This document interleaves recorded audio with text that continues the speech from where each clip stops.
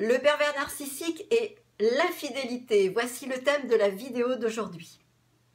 Bonjour, je suis Laure Dupré-Lavigne, je suis consultante intuitive et auteure et j'accompagne celles et ceux qui souhaitent s'apporter davantage d'amour pour eux-mêmes et pour cela, j'utilise le tarot de Marseille. Si c'est votre première visite sur ma chaîne, alors je vous souhaite la bienvenue et n'hésitez pas, si ça n'est pas encore fait, à cliquer tout de suite en bas à droite sur la petite icône rouge, donc pour vous abonner et vous serez averti de mes prochaines vidéos. Donc j'ai choisi aujourd'hui d'aborder le thème de l'infidélité qui est véritablement une question qu'on peut se poser sur le pervers narcissique, à savoir quelles sont toutes les raisons qui font que et pourquoi ils sont des êtres absolument infidèles. Alors la première grande raison, c'est parce que voilà, ils sont carencés d'amour pour eux-mêmes, ils ne s'aiment pas, ils sont dénués d'amour pour eux, pour l'autre, car ils ne savent pas ce qu'est l'amour, ils ne connaissent pas cette émotion, donc ils sont absolument incapables de rester fidèles, donc parce qu'ils sont en recherche permanente, en quête perpétuelle, dans ce besoin effréné d'aller quémander l'amour partout où c'est possible.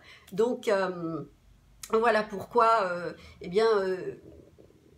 contrairement à ce que vous pouvez imaginer, le pervers narcissique, dès que vous avez le dos tourné, dès qu'il a le nez dehors ou même tout simplement sur son portable, il ne va avoir de cesse que de chercher le moindre sourire, le premier regard, n'importe quelle marque d'attention qui va se manifester autour de lui, ça va être vraiment quelque chose qu'il va expérimenter, il va l'accueillir parce qu'il aime vivre dans l'instant présent. Donc ce manque d'amour qu'il a pour lui, pour l'autre et véritablement en général, ça va être pour lui l'occasion, et c'est vraiment automatique, c'est un automatisme chez lui, c'est presque, comme je dis, une seconde nature parmi tant d'autres, des comportements comme ça, à réagir mécaniquement, justement, parce que pour eux, ça leur pose aucun problème. Donc, ils ne peuvent pas être fidèles.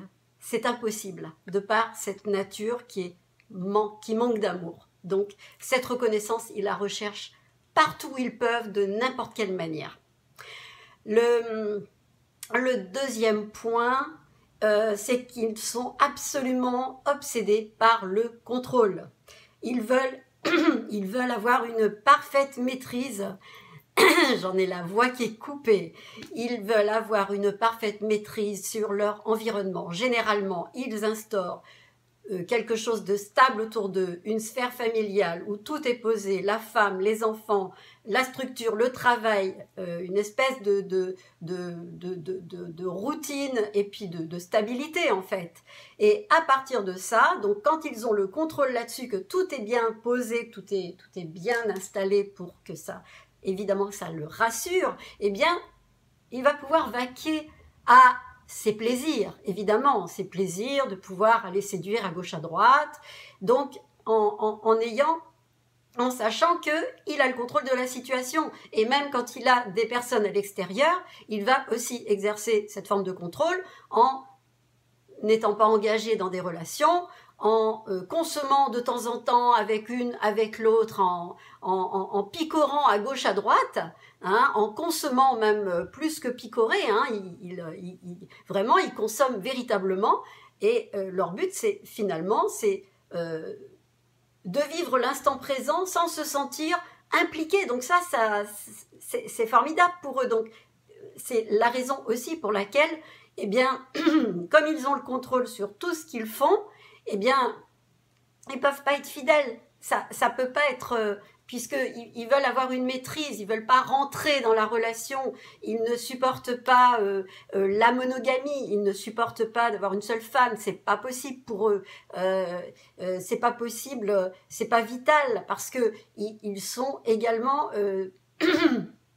des personnes qui s'ennuient beaucoup, donc ils vivent une forme de lassitude à un moment donné dans leur histoire. Donc le fait d'avoir toujours le même plat à manger, même si le plat il est très savoureux et qu'il a été bien préparé, vous pouvez leur donner en fait un partenaire doué de générosité, de gentillesse, de beauté, d'intelligence, qui a beaucoup de capacités. Le pervers narcissique, à un moment donné, ne va pas prendre en considération tout ça parce qu'il s'en fout. Il est là pour prendre, il est là pour se nourrir. Donc, à un moment donné, la belle partenaire, en tout cas celle qu'il a choisie, la préférée, celle avec qui il s'engage, elle croit que ce soit un homme ou une femme, hein, je parle de le ou la partenaire, hein, la proie du pervers narcissique, va se croire préférée parce que elle va s'imaginer au-dessus de tout. Et en fait, il l'a choisie uniquement parce qu'elle a toutes les capacités pour le nourrir. Et puis, certainement, pour lui apporter cette stabilité. Parce que grâce à cette forme de stabilité, il va pouvoir un petit peu s'éparpiller. Donc, il ne peut pas être fidèle. Parce que cette fameuse préférée, de toute façon, il ne l'aime pas. Il lui fait croire qu'il l'aime, mais il ne l'aime pas puisqu'il aime personne. Voilà, il ne s'aime pas lui-même. Donc, faut pas qu'elle se croie privilégiée, cette proie, en se disant oui, mais il est quand même, ou elle est quand même avec moi, donc c'est donc parce que il ou elle m'aime. Mais c'est faux, c'est archi faux. Donc, le pervers narcissique, en fait, il programme, il organise, il a sa stratégie, en fait. Et sa stratégie, c'est de poser une stabilité dans sa vie quand il peut, et après, s'éparpiller dans tous les sens parce que il faut bien qu'il se nourrisse, quoi. Il lui faut de la matière pour manger, pour tenir debout, pour se dire je suis le plus beau, je suis le plus grand, j'existe. Sinon, il s'effondre. Sinon, il n'est rien. Je vous l'ai déjà expliqué, il n'est rien. Donc, cette fameuse supériorité, donc j'en parle aussi, ils se veulent au-dessus de tout, ils ont un ego mais surdimensionné, alors parce qu'ils savent qu'ils sont rien, donc ils ont besoin de se prouver toujours ce côté grandiloquent, je suis le plus grand, la plus grande gueule. Bon, souvent quand ils s'expriment très bien, parce qu'il faut quand même pas oublier qu'ils peuvent être extrêmement intelligents et qu'ils ont quand même du charisme, hein. Il ou elle, hein. J'avoue que bon, ils marquent quand même les gens qui les côtoient, donc ils impactent quand même les autres. Ils ont leur pouvoir, c'est la séduction.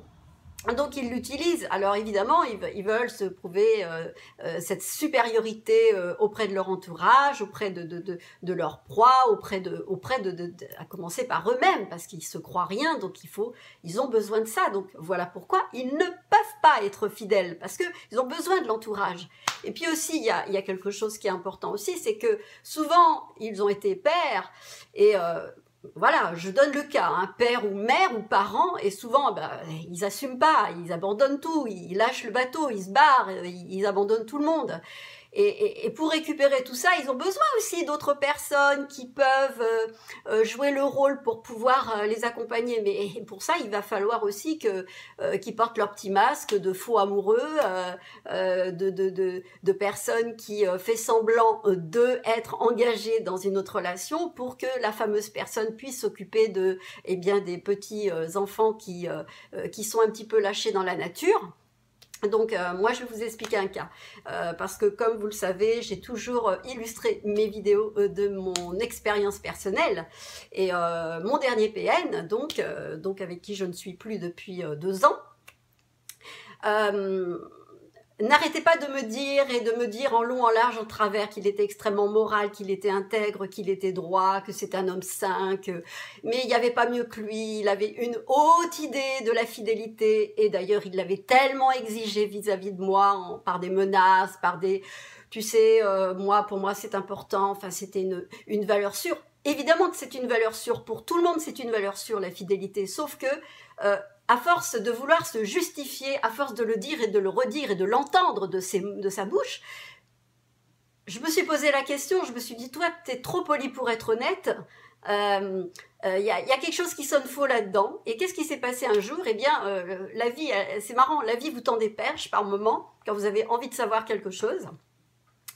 Un jour, il s'est éclipsé pendant 3/4 d'heure et il a eu il a peut-être fait l'erreur à ce moment-là d'oublier son téléphone et moi j'ai ouvert le téléphone. Parce que j'avais envie de savoir, j'avais envie de comprendre. Et puis, évidemment, quand j'ai ouvert le téléphone, mon sang n'a fait qu'un tour. Je me suis liquéfiée sur place. Et qu'est-ce que j'ai vu? Des ma chérie, des oh là là, tu me manques. Ah, mais je ne t'ai pas oublié. Mais et là, et puis en plus, j'ai vu qu'il y avait plusieurs personnes avec lesquelles il était en relation. Donc c'était, mais vraiment, je suis tombée de haut. J'avais besoin de comprendre parce que je sentais dans son comportement quelque chose qui n'était pas clair, malgré les mots, malgré le fait qu'il se prétende le mec le plus droit du monde. Et qu'est-ce que je vois? Je vois tout ça. Et alors, devinez quoi quand il est revenu? Évidemment, j'ai refermé le téléphone et je l'ai regardé droit dans les yeux. Et comme c'est quelqu'un de très intuitif, il a compris que j'avais découvert quelque chose. Et je lui ai dit, mais c'est quoi? Qu'est-ce que c'est que ces relations? C'est quoi? Et évidemment que mais je lui aurais tordu le cou, je l'aurais pendu au mur, quoi. Tellement il était, mais je crevais de colère, de rage, de tout ce que vous voulez. Et il me regarde avec des yeux écarquillés en me disant, alors attendez, hein, quand même, je l'ai pris la main dans le sac quand même, hein. Eh bien, croyez-moi, ils sont tellement menteurs, manipulateurs. Qu'est-ce qu'il me répond à ça? Il me regarde en me disant, mais tu peux pas croire ça. Genre, tout ce que t'as vu, c'est une pure illusion. T'as deviné, tu t'es fait des idées. Je lui dis, mais comment tu peux me dire ça? Tu prétends que t'as une autre femme là-bas au pays? Tu l'appelles ta femme? Et t'es avec moi? Mais je lui dis, mais tu vas m'expliquer tout ça. Eh bien, croyez-moi si vous voulez, je crois qu'il a été tellement surpris qu'il m'a reproché d'avoir ouvert son téléphone. Alors maintenant, c'était de ma faute, que c'était des idées, mais que je me faisais des idées que c'était tout ça, c'était pas vrai. Et alors, vous voyez, mais son visage, mais ouvert, comme s'il il cherchait à me dire, mais t'es folle, mais comment tu peux croire? Comment tu peux croire à ça? Ouais, vous voyez, je le prends la main dans le sac et il ose encore me dire que c'est pas vrai. Donc, j'étais vraiment consternée, c'était inacceptable. Donc à partir de là, évidemment, et il a terminé la conversation en me disant, de toute façon, qu'est-ce que tu as à dire? T'es avec moi, de quoi tu te plains? C'est quand même avec toi que je suis, qu'il me lance comme ça, juste comme s'il voulait me rassurer. Mais à partir de ce jour, évidemment, je ne l'ai pas lâché. À partir de ce jour-là, là pour le coup, j'étais dans le contrôle, je scrutais tout, je regardais tout, j'étais derrière lui, c'était juste inacceptable, c'est insupportable. Et là, j'ai compris évidemment que son jeu, tous ces mots, c'était des grosses conneries. Il me faisait croire finalement, pour juste me calmer, mais en fait, il était en train de chercher autre chose dans mon dos. Et en fait, voilà, je me suis vue dans une situation où j'étais obligée de remettre à sa place la personne en question avec qui il était en interaction, et je découvre en fait que cette personne a joué un rôle pour lui qui était important. Et la personne, eh bien, quand elle a vu que je me suis un peu immiscée dans l'histoire, que j'ai voulu simplement dire, bon, toi, tu restes et tu dégages, tu retournes là où tu es et tu le laisses tranquille. C'était pas quelque chose à faire, mais vous voyez, quand on aime quelqu'un et quand on a envie de faire sa place et de montrer qu'on existe, et bien voilà. Donc la personne s'est retirée et puis lui, évidemment, il s'est retrouvé avec une aide que cette personne lui a apportée qu'il n'avait plus. Donc du coup, il m'en a énormément voulu, donc il me l'a fait payer très cher. Vous pouvez imaginer. Mais en fait, le problème, c'est que ces êtres-là n'ont pas de sens moral. Donc c'est impossible qu'ils donnent aussi quelque chose de vrai. Donc ils n'ont pas de respect pour l'autre, pas de respect pour ce qu'ils peuvent infliger à l'autre, les blessures, les vexations, tout ce comportement, ils n'en ont que faire. Donc ce sens moral, c'est aussi ça qui fait que l'infidélité ne leur pose absolument aucun problème, parce que pour eux c'est naturel. Mais par contre, je vous dis pas que la personne qui est à côté d'eux, elle a plutôt pas intérêt à se montrer qu'elle aille un petit peu à gauche à droite, ou simplement même qu'elle fasse rien ou qu'elle mime, qu'elle puisse avoir envie de le faire.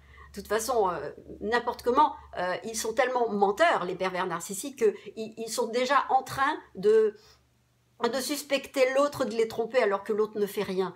Parce qu'ils projettent en fait leur problématique, ils projettent leurs mensonges, puisqu'ils mentent en permanence, ils ont l'art du mensonge, ils mentent, ils mentent, ils mentent, et en fait, ils font croire à leur proie, à leur femme, à leur maîtresse, à tout ce que vous dites, tout leur entourage en fait, hein, parce que le mensonge c'est pour tout le monde, finalement ils veulent toujours faire croire que tout ce vers quoi ils veulent, tout ce qu'ils veulent dissimuler, en fait, ils font tellement d'efforts pour pas vouloir montrer que c'est des êtres faux, en fait. Et, j'en arrive aussi au fait qu'ils détestent les rapprochements intimes. Donc ça aussi, c'est pour ça qu'il y a une forme d'infidélité. Ils sont infidèles parce que le rapprochement intime, c'est montrer ses émotions, c'est exprimer qui on est, c'est dire vraiment, c'est lâcher finalement ce masque, lâcher cette espèce de carapace qui les coupe de leurs émotions. Ils en sont incapables. Donc ça aussi, c'est quelque chose qui les fait flipper d'être en relation intime, même avec leur propre partenaires de vie, même avec leur propre maîtresse ou personne, ils ont beaucoup de mal, donc ils fuient ça parce que ça les met en danger, ils se montrent eux-mêmes, et ça ils peuvent pas se montrer eux-mêmes, c'est pas possible, ils se cachent en permanence, et puis ils veulent pas montrer leur faiblesse, ils veulent pas montrer leur... voilà, ils sont incapables de montrer ça, donc voilà pourquoi ils sont obligés d'être infidèles. Donc si vous vivez avec un pervers narcissique, mais ne lui faites aucune confiance. Moi, je l'ai vérifié avec les personnes qui ont vécu avec moi, qui étaient perverses narcissiques, et même si c'est pas fait d'une façon concrète, ils le font à travers les relations qu'ils ont, qu'ils entretiennent, les liens qu'ils nouent, les interactions qu'ils ont. Ils ne cherchent que la séduction en permanence pour se prouver des choses. Donc, s'ils vous font des promesses, ne les croyez pas. Ils ne font que mentir, manipuler pour pouvoir, s'approprier la personne pour toujours, qu'elle ne leur échappe jamais. Donc tout ça fait que je pense avoir à peu près fait le tour des raisons pour lesquelles un PN ne peut pas être fidèle. C'est absolument impossible, c'est contre nature, c'est contre son fonctionnement profond. Voilà. Donc, si cette vidéo vous a plu, je pense en avoir fait le tour, eh bien, je vous remercie parce que moi j'ai eu évidemment beaucoup de plaisir à vous la partager.